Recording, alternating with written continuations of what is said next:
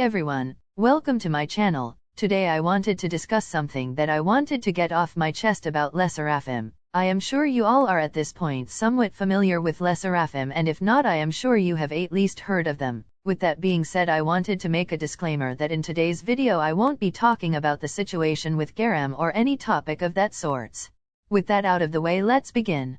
I originally wanted for this video to have sections in order to grasp the feeling of organization, but that was scraped because I couldn't think of a name for each section. So sserafim is a group that formerly consisted of 6 members, and 2 of them were Kim Cha-won and Miyawaki Sakura, who were pretty well known being the former members of the produce group IZ*ONE, and since they were a hype group, many K-pop stans have been anticipating sserafim's debut with high hopes.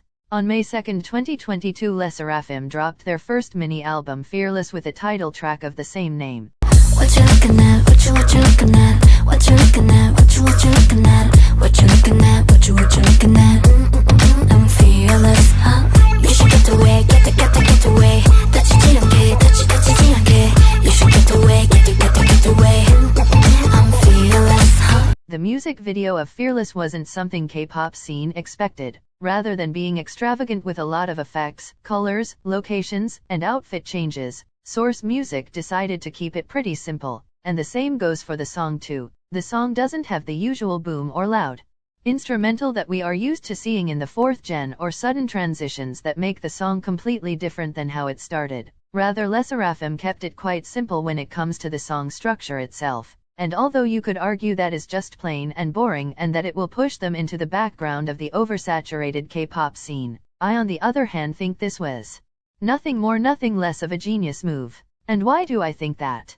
Well, the answer lies within sserafim's music itself. Alongside Fearless, they have 3 more B-sides: Blue Flame, Sour Grapes, and The Great Mermaid. Blue Flame is the pop song of the album that plays well with its instrumental, and the vocals blend in perfectly. Its structure is also pretty ordinary, but it excels in terms of quality. Sour Grapes is a more of a slower song, a storyteller song with a nice message, but this slower song was shown respect, and you could see it in the production. Rather than treating it like a filler ballad on the album, the production team showed that they actually care for the song, which made it even more enjoyable. The Great Mermaid is different, with more of a rock approach and its hard-hitting sound. This is the kind of B-side that raises a few eyebrows. Although the vocals are heavily auto-tuned, it fits perfectly with the song as a whole. I won't be discussing The World Is My Oyster since it's an intro and not really a song, but I gotta give the girls the respect for speaking in different languages. The actual genius move is that sserafim didn't try too hard to stand out, unlike other 4th gen groups.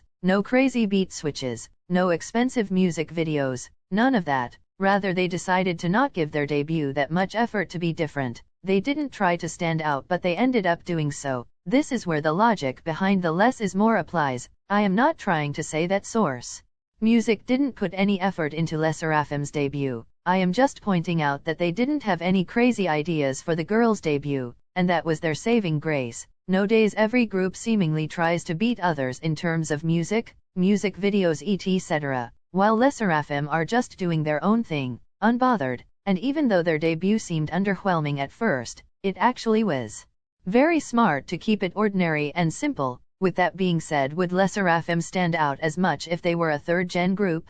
To be honest, I'm not sure. The concept would definitely be new and original, but back in 3rd gen it wasn't as chaotic as it was now, so I think they would be popular but wouldn't have as many eyes on them like now. Honestly, I don't know about y'all, but I am excited for what our sserafim gonna bring to the table in the future. Their first mini was cohesive and simple, and I liked every song on that album, so I am hoping that they will continue doing what they are doing because it works incredibly for them. My friend told me that there are rumors that they might make a comeback in September. I kinda wish hype would let them rest a little longer, since the girls have been active since day one and even went on the Hype Olympics show. So I feel like they should rest for a while and come back when everyone is good and ready to make some music again. Anyways, that was all I wanted to say. Thank you so much for watching this video. I hope you have a wonderful rest of the day, and I will catch you guys later. Bye.